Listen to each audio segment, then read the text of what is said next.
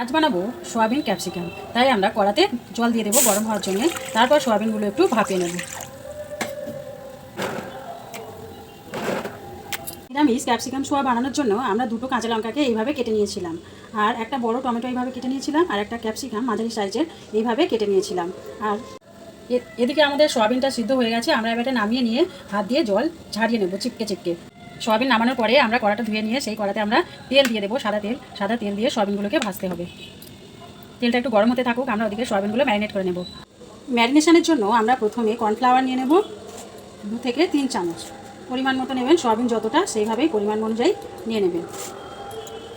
তারপর দিয়ে দেবো একটু হলুদ গুঁড়ো, সামান্য কালারের জন্য একটু হলুদ গুঁড়ো, আর একটু ঝালের জন্য সামান্য একটু ঝালের জন্য একটু লঙ্কার গুঁড়ো দিয়ে দেবো। আর নুন তো থাকছে, নুন না হলে কোনো জিনিসের টেস্ট হয় না, তাই নুন একটু দিয়ে দিলাম। দিয়ে এগুলো ভালো করে নিয়ে আমরা একটু জল ঢেলে দেবো, দিয়ে এর ভিতরে সোয়াবিনটা দিয়ে দেবো, দিয়ে তারপর ভাজতে থাকবো। এটার ভিতরে জল দিয়ে দিলাম, প্রথমে অল্প অল্প দেবো, একসঙ্গে অতটা জল দেবো না। তারপরে এগুলো ভালো করে গুলিয়ে নেব। তারপর সোয়াবিনগুলো আমরা দিয়ে দিলাম, দিয়ে একটু ভালো করে ম্যারিনেশন করে কিছুক্ষণ রেখে দেবো, যাতে এই মশলাগুলো সব সোয়াবিনের ভিতরে ঢুকে যায়। আমাদের তেল গরম হয়ে গেছে। এবার আমরা ওই সোয়াবিনটাকে ভেজে নেব ওই কড়াতেই। ভালো করে গরম করে তারপরে ভাজবেন, না হলে লেগে যেতে পারে। যেহেতু এটা নিরামিষ দিনের সোয়াবিন রান্না, তাই আমরা একটা গ্রেভি তৈরি করে নেব। তার জন্য 3 রকম সস নেব। প্রথমে নেব আমরা টমেটো সস, কিছুটা টমেটো সস নিলাম।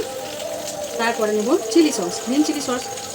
বেশি নেব না, ঝাল হয়ে যাবে, কারণ আমাদের কিছুটা লঙ্কা আছে কুচানো। আর কালারের জন্য নেব সোয়া সস। সোয়া সস দিলে একটা সুন্দর কালার আসে, তাই আমরা সোয়া সস নেব। নিয়ে এগুলো তিনটে একসঙ্গে ভালো করে মাখাতে থাকবো। এই রান্নাটা আমরা সম্পূর্ণ সাদা তেলে করব, তাই আমরা কড়াতে আর একটু সাদা তেল দিয়ে দিলাম, অল্প করে দিলাম, কেননা আমরা তখন ভাজার সময় অনেকটাই তেল দিয়েছিলাম। তেলটা গরম হয়ে গেছে, বেশি তেল দেবো না।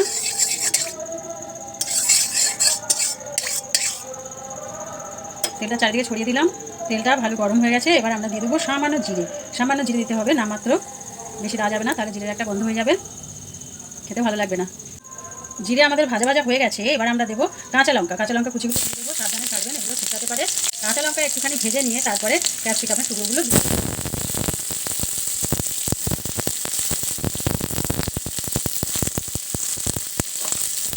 দিয়ে কিছুক্ষণ নাড়তে হবে। ক্যাপসিকাম সামান্য একটু সিদ্ধ করে নেবো ঢাকা দিয়ে। ঢাকনাটা খুলে নিলাম, নিয়ে দেখবো যে ক্যাপসিকাম হাফ সিদ্ধ হয়ে গেছে। দেখুন ক্যাপসিকাম হাফ সিদ্ধ হয়ে গেছে, আমাদের ক্যাপসিকামটা ভাজা হয়ে গেছে। এবার আমরা দিয়ে দেবো টমেটো। একটা টমেটো কেটে রেখেছিলাম ছোটো ছোটো করে, সেটা দিয়ে দিলাম, দিয়েও কিছুক্ষণ ভাজতে থাকবো। টমেটো এমনিতেই নরম, তাড়াতাড়ি গলে যাবে, কোনো অসুবিধা নেই। তারপর এটাকে আমরা ভাজতে থাকলাম কিছুক্ষণ। টমেটো ক্যাপসিকাম আমাদের ভাজা হয়ে গেছে। এবার আমরা এর মধ্যে দেবো সামান্য একটু হলুদ দিয়ে দেবো কালারের জন্য, আর একটু ঝালের গুঁড়ো দেবো ঝাল হওয়ার জন্য, আর সামান্য একটু জিরে গুঁড়ো দেবো। দিয়ে আবারও কিছুটা নাড়িয়ে নেব।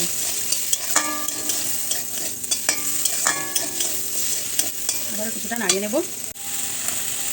মশলাটা আমাদের ভাজা হয়ে গেছে, দেখুন খুব সুন্দর একটা তেল ছেড়ে দিয়েছে, টমেটোটাও গলে গেছে। এবার আমরা ওই সসটা ঢেলে দেবো। সসটা সামান্য একটু ভেজে নেব, ওই সসে মিক্সচারটা করেছিলাম ওটা সামান্য একটু ভেজে নেব, বেশি ভাজা যাবে না, তাহলে তেতো হয়ে যাবে। ভেজে আমরা জল ঢেলে দেবো। এটা আমাদের ভাজা হয়ে গেছে, এবার আমরা জল ঢেলে দেবো।